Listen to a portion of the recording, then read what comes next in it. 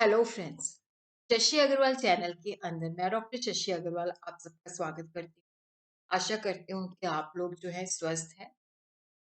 आज का जो हमारा सब्जेक्ट है वो है व्यष्टि अर्थशास्त्र, और जिसके अंदर हम करेंगे भौतिक कल्याण संबंधी परिभाषा जो कि डॉक्टर मार्शल ने दी है। और उसी तरह ही व्यष्टि अर्थशास्त्र के संबंधित जितने भी टॉपिक हैं वो आपको दूसरे मेरे चैनल शशि अग्रवाल इकोनॉमिक्स तथा लॉ क्लासेस के अंदर ऑलरेडी अपलोडेड हैं। आप वहां पे जाके उसको देख सकते हो। और उसी तरह अगर आपको मेरा ये प्रयास सही लगता है तो आप इसको वीडियो को लाइक कर सकते हैं, शेयर कर सकते हैं तथा मेरे चैनल शशि अग्रवाल को सब्सक्राइब कर सकते हैं। ये मेरी ऐप है जिसको आप गूगल प्ले स्टोर से डाउनलोड कर सकते हो। यहाँ पे काफी सारा जो फ्री स्टडी मटेरियल, काफी सारे मॉक टेस्ट जो हैं commerce, economics and management students के लिए हैं। और उसी तरह काफी सारे स्ट्रक्चर कोर्सेज भी हैं, तो व्यष्टि अर्थशास्त्र का स्ट्रक्चर कोर्स भी यहाँ पे अवेलेबल है। Link I will be sharing in the description box. तो सबसे पहले हम देखते हैं भौतिक कल्याण संबंधी जो परिभाषा है।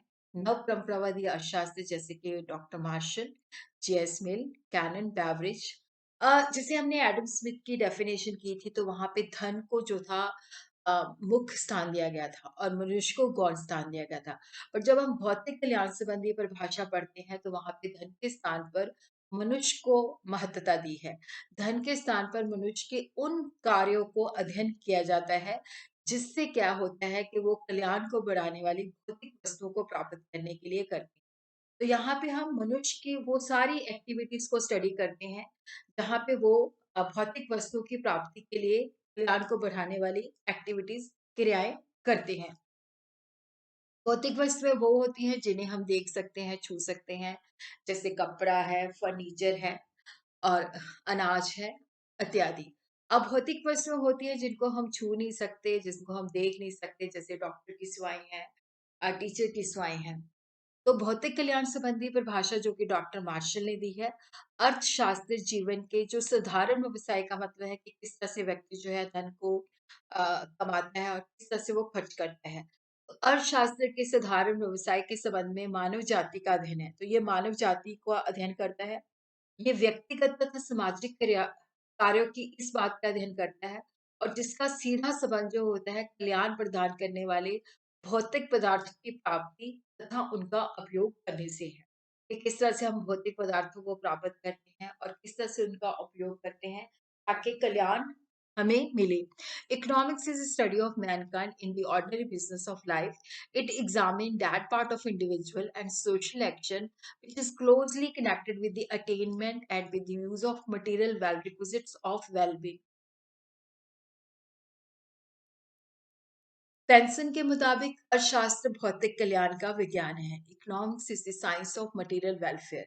बेवरेज के मुताबिक अर्थशास्त्र उन सामान्य तरीकों का अध्ययन है जिनके द्वारा मनुष्य अपनी भौतिक आवश्यकताओं को पूरा करने के लिए सहयोग करते हैं। Economics is the study of general method by which man cooperate to meet their material needs. तो अब हम देखते हैं कि जो मार्शल की भौतिक कल्याण संबंधी परिभाषा है उसकी विशेषताएं क्या है, उसके फीचर्स क्या हैं। तो यहाँ पे हम मनुष्य के अध्ययन को ज्यादा महत्व देते हैं। धन तो मनुष्य की आवश्यकता को पूरा करने का एक साधन मात्र है। मनुष्य का महत्व धन से ज्यादा है। तो यहाँ पे ये जो डेफिनेशन है मनुष्य के अध्ययन के ऊपर ज्यादा फोकस करती है, ज्यादा महत्व देती है। और यहाँ पे हम जो मनुष्य पढ़ते हैं, जिसका अध्ययन करते हैं, जिसकी एक्टिविटीज को हम स्टडी करते हैं, वो समाज के अंदर रहता है, वो सामाजिक मनुष्य है। अर्थशास्त्र में केवल मनुष्य जो समाज में रहते हैं, जो समाज से बाहर रहते हैं, उनको हम स्टडी नहीं करते। और जो समाज में रहते हैं उनका व्यक्तिगत और समूह के अंदर दोनों ही प्रकार के कार्यों का अध्ययन करते हैं। और जो व्यक्ति समाज में नहीं रहते उनको हम स्टडी नहीं करते। और जीवन का साधारण व्यवसाय जो है, वो जो भी मनुष्य है जो समाज में रहता है, अपने जीवन का ज्यादातर कार्य वो धन कमाने तथा उसे खर्च करने के संबंध में करता है। तो इसी को ही साधारण व्यवसाय कि किस तरह से वो धन कमाता है, किस तरह से वो खर्च करता है। तो यहाँ पे हम वास्तविक मनुष्य का अध्ययन करते हैं, स्वार्थी मनुष्य का अध्ययन नहीं करते, जैसा कि एडम स्मिथ में था। आर्थिक मानव का अध्ययन नहीं करते। इसमें हम वास्तविक मनुष्य का अध्ययन करते हैं जिसके अंदर कई प्रकार के अच्छे गुण होते हैं और जो समाज के कल्याण में विश्वास रखता है। और इसके अंदर कई तरह के वो आर्थिक तथा अनार्थिक सभी प्रकार के उद्देश्यों से प्रेरित होता है।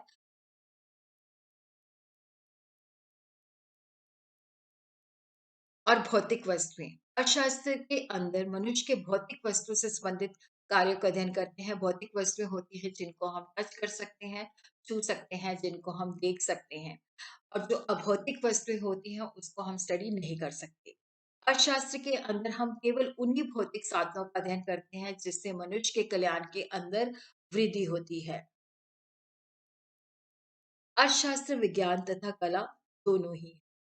तो यहाँ पे हम जो मनुष्य की भौतिक कल्याण संबंधी क्रियाओं का है, उसको हम सिस्टमैटिक मैनर के अंदर अध्ययन करते हैं और ये नॉर्मेटिव साइंस भी है, ये अदृष्टमिक विज्ञान भी है, क्योंकि इसके अंदर सुझाव दिया जाता है कि हम कल्याण के अंदर कैसे वृद्धि कर सकते हैं। तो ये विज्ञान भी है तथा कला भी है।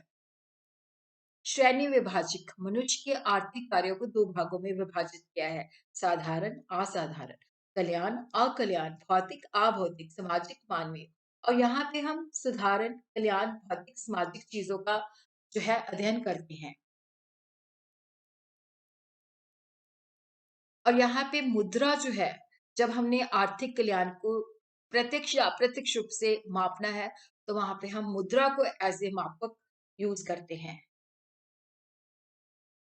इस परिभाषा के गुण क्या है? अगर हम इसको धन की परिभाषा के साथ तुलना करें, तो ये सही है, वास्तविक है, वैज्ञानिक है और बढ़िया है।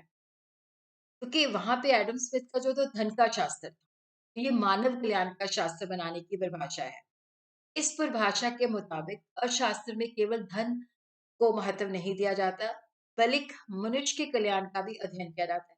धन संबंधी तो स्टडी किया ही जाता है, परंतु मनुष्य के कल्याण का भी अध्ययन किया जाता है और ये उससे बढ़िया सामाजिक विज्ञान माना जाता है क्योंकि इसके अंदर आर्थिक सामाजिक कल्याण का इंजन माना जाता है। इसकी रॉबिन्स ने काफ़ी आलोचना की है। जीवन के साधारण व्यवसाय से संबंधित आलोचना मार्शल के द्वारा दी गई परिभाषा में जीवन का साधारण व्यवसाय क्या होता है, इसका मतलब क्लियर नहीं किया गया। यहाँ पे लिया गया कि साधारण व्यवसाय का अर्थ है कि किस तरह से हम धन अर्जित करते हैं तथा उसको खर्च करते हैं। परंतु रॉबिन्स के मुताबिक मार्शल ये नहीं बताया कि कौन से कारण जो होते हैं साधारण होते हैं, कौन से असाधारण होते हैं। कौन सी आर्थिक क्रिया साधारण है, कौन सी आर्थिक क्रिया असाधारण। और इसके अंदर ये सीमित क्षेत्र है क्योंकि इसके अंदर हम भौतिक वस्तु जिनको हम देख सकते हैं, छू सकते हैं, उसी का ही अध्ययन करते हैं। लेकिन अभौतिक वस्तुएँ जो होती हैं, उनका भी हमें अध्ययन करना चाहिए। तो आर्थिक क्रियाओं का जब हम अध्ययन करते हैं, तो उसके अंदर दोनों चीज़ें आ जाती हैं, भौतिक वस्तुएँ तथा अभौतिक वस्तुएँ, सेवाएँ, जैसे टीचर की है, प्रोफ़ेसर की जो डॉक्टर्स की हैं। और कल्याण की जो है अनिश्चित धारणा है, अस्पष्ट है, इसको काफ़ी बताया नहीं गया कि किस तरह से हम कल्याण को जो है स्टडी करते हैं। अर्थशास्त्र मानव विज्ञान है, सामाजिक विज्ञान नहीं है। अर्थशास्त्र मानव विज्ञान है, इसके अंदर चाहे वो मनुष्य समाज में रहता है, चाहे वो मनुष्य समाज के बाहर रहता है, क्योंकि यहाँ पे जो ज़रूरी चीज़ होता है कि साधन जो होते हैं, सीमित होते हैं। तो किस तरह से उसकी जो अनलिमिटेड वांट्स होती हैं, किस तरह से अपने सीमित साधनों का प्रयोग करके वो अपनी संतुष्टि को मैक्सिमाइज़ करना चाहता है। तो ये अर्थशास्त्र जो है मानव विज्ञान है, इसके अंदर हम सारे जो मानव चाहे समाज में रहते हैं, चाहे वो समाज से बाहर रहते हैं, उसको स्टडी करते हैं। अर्थशास्त्र की परिभाषा आर्थिक क्रियाओं के वैज्ञानिक विश्लेषण से संबंधित होनी चाहिए क्योंकि जो भी समस्या होती है तो उसको हमने विश्लेषण करके स्टडी करना होता है। लेकिन ये श्रेणी विभाजक है। तो इससे हमें मतलब जो वैज्ञानिक विश्लेषण है उससे हमें पता चलता है कि आर्थिक समस्या क्या है, इसके उत्पन्न होने के कारण क्या है, इसको हम किस तरह से सुलझा सकते हैं। बट मार्शल की परिभाषा की जब हम बात करते हैं तो ये श्रेणी विभाजक है। ये आर्थिक समस्याओं का विश्लेषण नहीं करती। अर्थशास्त्र केवल वास्तविक विज्ञान है। हमें ये पता चलता है आर्थिक क्रिया क्या है। आर्थिक क्रियाओं की अच्छाई या बुराई से कोई संबंध नहीं है। और इस परिभाषा की ये मान्यता भी गलत है कि हम उन्हीं क्रियाओं का अध्ययन करेंगे जो कल्याण में वृद्धि करती है और हम सारी क्रियाओं का अध्ययन करेंगे चाहे वो कल्याण में वृद्धि करती है चाहे नहीं करती। परंतु व्यवहारिक रूप से ऐसा नहीं होता। चाहे क्योंकि इसके अंदर हमने सारी आर्थिक क्रियाओं का स्टडी करना होता है, चाहे वो आर्थिक कल्याण में वृद्धि करती हैं, चाहे नहीं करती। तो इसको हम इस तरह से निष्कर्ष निकाल सकते हैं कि कल्याण संबंधी परिभाषा धन संबंधी परिभाषा से अधिक उचित है। परंतु लॉर्ड रॉबिन्स के मुताबिक ये एक श्रेणी विभाजित है तथा संकुचित परिभाषा है।